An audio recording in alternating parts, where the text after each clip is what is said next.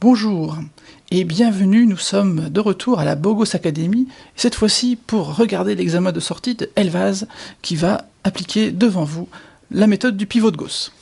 Alors comme Gary dans la vidéo précédente, il est allé interroger 3 groupes de clients devant le MATDO pour leur demander ce qu'ils avaient acheté et combien ils l'avaient payé.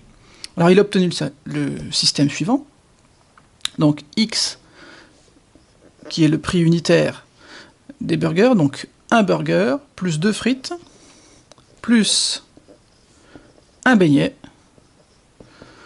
payé 13 €. Ensuite, 2 burgers, plus une frite, plus un beignet, pour 15 €. Et enfin, 3 burgers, plus 3 frites, plus 2 beignets, et tout ça pour 27 €. Et maintenant, Elvaz va appliquer la méthode du pivot de Gauss. Je fais un petit aparté. Regardons d'un peu plus près la matrice associée et le déterminant qui en découle. La matrice associée à notre système, c'est la matrice 1, 2, 1, 2, 1, 1, 3, 3, 2. Quand on calcule son déterminant, on obtient 0. Et vous allez voir ce qui se passe quand le déterminant est nul. Revenons à notre système. Donc Elvaz va appliquer la méthode du pivot de Gauss, donc on va commencer par éliminer les x. Donc pour les éliminer sur la deuxième ligne, il va remplacer la deuxième ligne par donc, L2 moins 2L1. Et pour la troisième, eh bien, on va remplacer la troisième ligne par L3 moins 3L1. Le tout pour faire disparaître les x.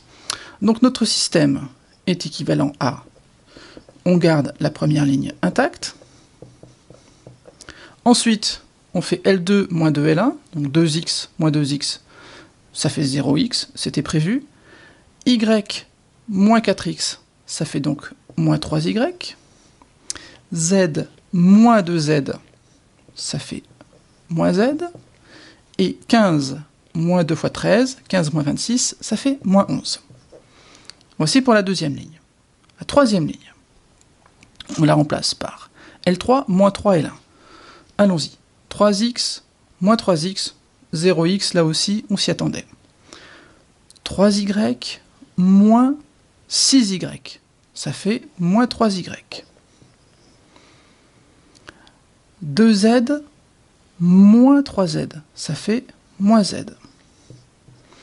Et c'est égal à 27, moins 3 fois 13, moins 39, ça fait moins 12. Ah, là, vous voyez qu'on a un problème. En fait, ce qui se passe, on va aller appliquer la méthode du pivot de gauche jusqu'au bout, mais vous voyez déjà qu'on a un problème parce qu'ici, on a les membres de gauche qui sont égaux, mais on n'a pas moins 11 égale à moins 12. En fait, ça veut dire quoi? Qu'on a x plus 2y plus z égale 13, ça, on la garde. On a moins 3y moins z égale moins 11, ça on la garde aussi. C'est la méthode du pivot de Gauss. Maintenant, si on est rigoureux, si on veut éliminer les y, on va soustraire les deux lignes. On va faire moins 3y, moins 3, donc plus 3y. Donc si je soustrais les deux lignes, je vais avoir 0, et je vais avoir moins 12, moins 11, ça fait moins 1. Et là, effectivement, on a un problème, parce que ça, c'est faux. Et c'est tout le temps faux. Donc qu'est-ce qui se passe?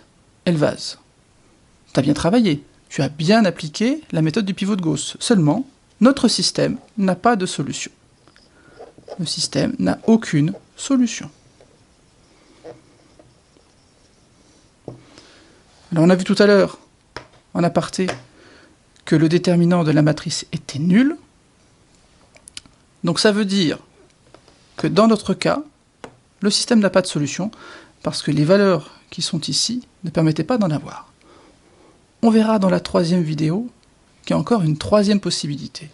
Mais en attendant, on va quand même féliciter Elvaz parce qu'il a bien travaillé, il a bien appliqué la méthode du pivot de Gauss et donc nous lui décernons le diplôme de la Bogos Academy. Allez, à bientôt pour le troisième étudiant.